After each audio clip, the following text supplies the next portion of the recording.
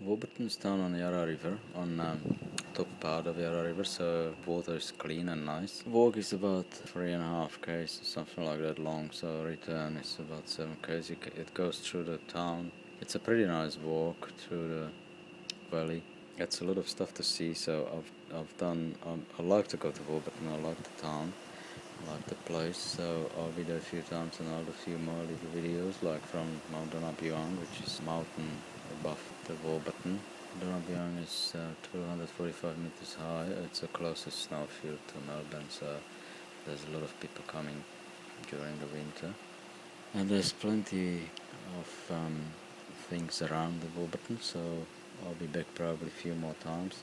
This one is just about that Yarra River walk. It's not bad, it's a nice afternoon. We spent there with our doggy, sort of walking around, playing in the water and stuff, and then we finish off in Poppy's Cafe. Actually, there was a really nice pizza up there, and it's got advantage because you can sit in the garden, so it's a nice garden behind it with the dog.